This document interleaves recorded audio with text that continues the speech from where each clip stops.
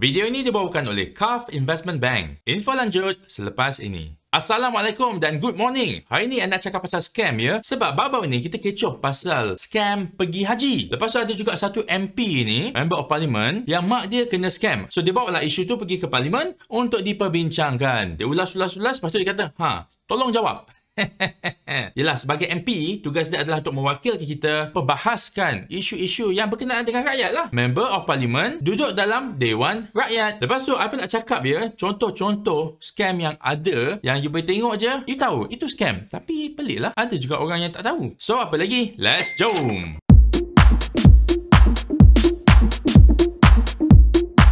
So, you apa dah tahu kan, I ada dekat TikTok, YouTube, Instagram, Twitter dan juga Telegram. So, kalau you belum follow lagi, terutama sekali dalam Telegram channel tu, please do so ya. See you there. Of course lah, scam memang dah banyak berlaku dan sentiasa berlaku. Tapi baru-baru ni, bila diperketengahkan oleh MP, dibahaskan, kita kenalah ambil cakna pasal benda ni. Orang kata ambil pot Dan ada juga antara kita yang kenal orang-orang yang pergi ke haji ataupun nak pergi ke haji tapi tak dapat duit dah bayar. Lepas tu kadang-kadang dapat tak message yang orang kata masuk RM700, lepas tu dapat RM10,000 dalam masa 3 jam dan dijamin selamat. Elok-elok ada RM700 tapi sekarang ni dah tak ada langsung duit tu. Dan yang paling best, scammer tunggang agama. Dia tunggang agama gila-gila. Macam kalau you tak masuk dia punya scam tu ataupun bagi dia scheme lah kan, you boleh rasa bersalah. Macam you ni jenis yang tak suka buat ibadat. Dia akan kata, marilah kita bersalawat ke atas Nabi. Semoga kita boleh dapat keuntungan. Investment yang dijamin halal dan patuh syariah. Dia akan hantar message-message macam tu. Ataupun dia akan gunakan nama-nama Islamik. Al-Mekah dan Madinah Investment Group. Dia pakai nama-nama ni supaya orang percayalah dia tu adalah benar. Dan of course ada juga yang pakai nama-nama yang legit. Dia tipu orang lah. Kononnya ada satu company A ni, dia legit. Tapi ada orang pergi impersonate kan company ni untuk kasih you yakin letak duit dekat dia. Jom, I nak ceritakan macam mana you nak identify scammer-scammer ni. First of all, dia yang akan cari you. So, dia akan approach you lah. Maybe dia akan invite you masuk dalam group Telegram dia. Ataupun dia akan DM you personally. Lepas tu ada yang jahat dia akan gunakan muka-muka orang yang famous supaya you mudah percaya. Kadang-kadang kalau you tengok account tu, memang kita tahu dia curi gambar. Tapi kalau you rasa benda tu scam, ramai lagi yang mudah kena tipu. Siap nama orang tu, kononnya username dia adalah Alibaba Hebat. Scammer ni akan letak Mr. Alibaba Hebat. Itulah nama group Telegram dia. Dia ajak lagi masuk. Ataupun dia akan beli group Telegram yang dah lama, yang dah besar dah. 20,000, 30,000 followers. Dia tukar nama supaya Telegram tu nampak legit. Dekat dalam group Telegram tu, dia akan minta kawan-kawan dia ni, diorang ni bergerak berkumpulan ya, untuk tunjuk dia punya testimoni. Mesti ada orang akan tulis punya, saya sudah berjaya withdraw RM10,000. Lepas tu nombor-nombor tu nombor berbeza ya. Ya, sebab dia scammer, dia berusaha lah untuk mendapatkan 20, 30 nombor telefon supaya dia meraihkan dia punya scheme tu ataupun scam lah. Tapi kalau you cerdik ya, you akan perasan penulisan dia ni adalah ada error sikit. Maknanya kalau dia tulis bahasa Inggeris ke bahasa Melayu ke, dia memang akan tunjuk ada kesilapan kat situ. Sebab apa tahu? Dari segi tata bahasa ke, dari segi ejaan ke, dokumen official boleh ada masalah ejaan agak-agak lah. Sebenarnya memang dia nak target orang yang kurang bijak. Maknanya kalau kita tengok, kita dah tahu ini bukan benda legit. Tapi dia tak nak orang macam you yang tahu ni. Dia nak orang yang senang kena tipu. Walaupun penulisan tu ada kesalahan, kesilapan pun, you tetap letak duit dekat dalam tu. Maknanya dia nak filter orang pandai. Orang pandai dia tak nak layan, tak nak buang masa dia. Dia nak chat ya dengan orang yang kurang bijak. Orang yang akan nampak message yang withdraw banyak-banyak ni. Lepas tu dia pergi tanya, macam mana nak join scheme ni? Saya perlukan duit. Dan of course lah, scheme-scheme ni semua adalah too good to be true. Contohnya kalau kita cakap pasal orang menggunakan agama ya, nak pergi haji. Yelah, baru-baru ni kan musim haji. So dia bermainlah dengan perasaan orang-orang tua ni. Nak pergi haji, bayar RM3,000 je dapat package yang RM20,000. Ataupun laburkan RM30,000 dapat RM1,000,000. Benda semua tak logik. Tapi macam cakap tadi lah, dia dah bermain dengan perasaan you. Dan of course, yang I paling sakit hati lah, macam cakap tadi, ada orang gunakan agama untuk scam orang lain. Bila orang dah jadi tua, hati dia akan tergerak untuk beriman sedikit lah. Dia dah mula suka. Dulu tak pergi masjid, sekarang dah pergi masjid. Dulu solat maybe tinggal-tinggal, sekarang ni yelah dah ada masa lapang kan, dah tak busy sangat. Orang tua ni pun dah start bersolat. Tapi scammer tahulah, orang-orang tua macam ni, dia akan lemah bila kita cakap pasal agama dekat dia. So setiap pagi dia akan bagi salam dekat you. Tak salah, dia akan ajak you solat Jumaat, salam Jumaat, marilah kita beribadah. Semua cuba untuk mengkaburi mata you. Dia nak mainkan mata dan hati you supaya ingat yang dia ni orang baik. Dan siap ada yang kata keluarkanlah duit daripada tabung haji dan ASB contohnya, sebab dia katalah macam-macam yang itu tak patut syariah. Dia punya je yang patut syariah. Dan of course lah, kalau you pergi transfer duit dekat akaun-akaun dia, dua benda akan berlaku ya. Satu, dia akan terus senyap. You message dia diam terus. Satu lagi teruk ya, dia akan layan you. Tapi dia bukannya nak layan you sebab dia nak bagi you servis yang dijanjikan tu. Dia sebenarnya nakkan duit you yang lebih banyak lagi. Contohlah, you dah masukkan RM3,000 kat dia. Dia akan kata, boleh tak masukkan lagi RM1,000 untuk stamp duty? Okay, you pergi masukkan. The moment you masukkan lagi, dia tahulah you ni memang sedang kena tipu. Dia akan katalah, duit stuck lah sekarang ni. Kalau you all nak invest tapi nak elak kena scam, boleh consider untuk menggunakan platform Curve eFunds. Dalam platform ni ada 11 ya investment funds yang you boleh pilih. For a start, you boleh pergi ke Curve eFunds punya microsite yang link dia ada dekat dalam video description di bawah. Alternatively, you boleh tekan dekat link yang ada dekat atas kiri ni. Sebab untuk yang muda-muda ni, mestilah you nak kenal-kenal dulu dengan Curve eFunds ni. Siapakah mereka? Apakah mereka buat dengan followers dia? So, pergilah check dia punya social media accounts dan you boleh tahu aktiviti-aktiviti diorang untuk followers diorang. So, apa lagi? Follow je lah diorang punya social media accounts. See you there. Ataupun yang pasal haji scam ya. Yang ni betul-betul scam ya. Bukan visa furada ke apa. Tapi ini betul-betul dia nak ambil duit orang. Dia akan kata, okay, duit visa pula RM3,000. Kalau you tak nak bayar, sebab you dah bayar sebelum ni, dia akan anggap you lari daripada perjanjian. Dan dia boleh saman you. You yang duk bayar dekat dia, now dia nak saman you pula.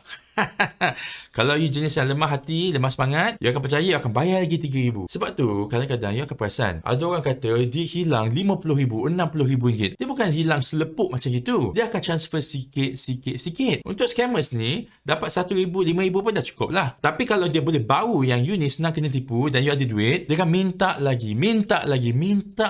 Sampailah bila dia minta, you tak transfer, dia pun belah. Tapi at that point, dia dah perah you macam lemon. Dan of course lah, the ahli parlimen yang cakap tadi tu, dia nak dapatkan keadilan kepada 98,000 mangsa scammer. So dia kata, kenapa pihak bank tak mengarahkan audit forensik untuk jejak balik duit tu pergi mana? Well, to be frank ya, walaupun kalau polis dapat jejak balik akaun tu pergi mana, akaun tu turns out sebenarnya adalah akaun keldai, mule account. Diorang ni pun selalunya mangsa scammer juga. Maybe dia berhutang dengan orang lain ke, tak dapat bayar balik. So pemitang tu minta dia buka satu akaun bank ataupun multiple account bank dengan semua bank-bank yang ada, supaya duit-duit yang mangsa scammer pergi transfer, pergi masuk ke dalam mule account ni. Lepas tu the mastermind tu akan ambil duit tu keluar daripada mule account. Lepas tu dia belah. Dia dapatlah duit tu. Maybe jadi cash ke, dia transfer pergi sana pergi sini ke. Itu dah kira money laundering lah. Masalahnya, bila polis sampailah ke mule account tu, sama ada dia boleh charge the mule account holder ataupun NFA, no further action. Sebab apa? Sebab selalunya diorang ni adalah orang tua. Dia tak tahu apa-apa pun apa yang berlaku dekat account tu. Sebab username dan password account tu orang lain dah pegang. Even card bank pun dia pegang. Apa kita tahu ya, ada banyak kawan-kawan kerja bank, kalau you dah kena flag as fraud ya, susah nak buka account tu satu. Kadang-kadang lepas account tu dah dibuka pun, terus ada duit masuk. Banyak pula tu. So bank memang akan flag account tu dan orang tu juga. So that's the extent of what they can do lah. Nak minta lebih-lebih susah sikit. Sebab apa ya? According to the police ya, bukan tanggungjawab dia untuk cari balik duit you. Sebab bila polis dapat tangkap pun, tak kisahlah keldai kewangan ke ataupun mastermind scam tu ke, duit tu kadang-kadang dia dah sembunyikan dah kat tempat lain. Kalau orang ni masuk jail pun, dua-dualah keldai dan juga mastermind dan juga orang-orang perantara dia, duit tu dah hilang. Orang ni masuk jail, tapi duit you tetap tak ada. Saya faham mangsa mahu wang mereka dikembalikan. Kalau saya jadi mangsa, saya pun begitu. Tetapi kita kena ikut undang-undang. So basically, diorang tak ada kuasa lah untuk cari balik duit tu kat mana. I bukan nak cakap I sokong apa yang polis ni cakap. Tapi kalau duit tu dah hilang, sebab you yang letak duit tu kat dalam akaun-akaun keldai ni, dan kemudiannya audit keldai dan mastermind kena tangkap, you nak marah siapa?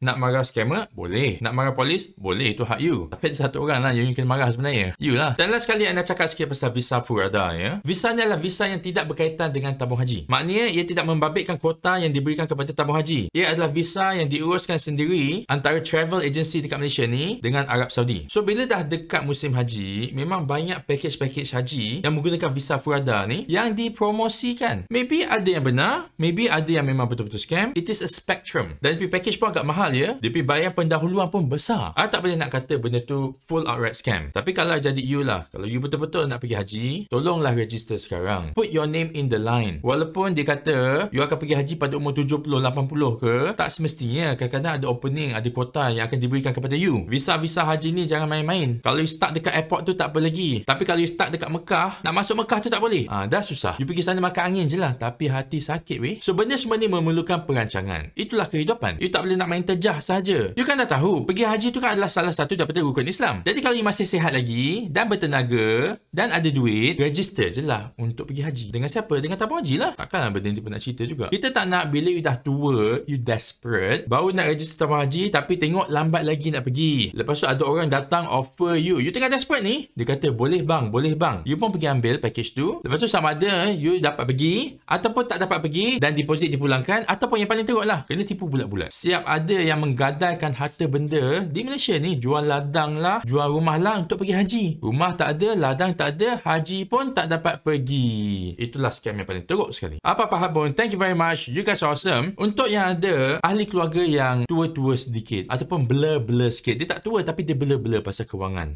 pasal scam, senang sangat kena tipu. Dan you jenis yang tengok video-video I, dan you sama ada peker kewangan, sayang kat ahli keluarga you, dan you nak selamatkan diorang, you kenalah ambil tanggungjawab ya, seorang ahli dalam keluarga you yang concern, yang peka pasal kewangan ahli keluarga you. Kalau lah ayah you dah meninggal dan mak you duk message orang dekat handphone tu, you tengok-tengok lah. Entah-entah ada love scam. Ada orang kata dia minat dekat mak you cantik, dia pun businessman dari Turkey contohlah. Kalau love scam tu, most of the time kalau dia kata dia dekat satu negara tu, sebenarnya dia bukan kat situ, dia dekat tempat lain. Maybe mak bapak you nak pergi haji. You jenis yang berpelajaran, you tengok sekali pun dah tahu itu scam, you intervene lah, you stop it. Memanglah susah, memanglah itu mak bapak you. Kadang-kadang dia fikir dia lagi pandai, tapi cakap macam gini ya, mama dan papa dah hantar Along pergi ke universiti. Along dah tahu banyak benda. Along sayang dekat mama dan papa. Ada benda yang Along tahu lebih sedikit lah daripada mama dan papa, terutama sekali benda-benda macam ni. Ini adalah scam. Mama papa hantar Along pergi universiti untuk jadi pandai. Inilah kepandaian Along yang Along nak gunakan sekarang untuk tahan mama papa daripada buang duit dekat scammer. Macam mana pun you kena buat jugalah, walaupun susah. Dan Assalamualaikum. Ataupun dia akan gunakan nama-nama Islamik. Contohnya Contohnya Al-Kebenaran Demi Allah. So dekat dia punya Instagram dan LinkedIn. So LinkedIn macam mana je?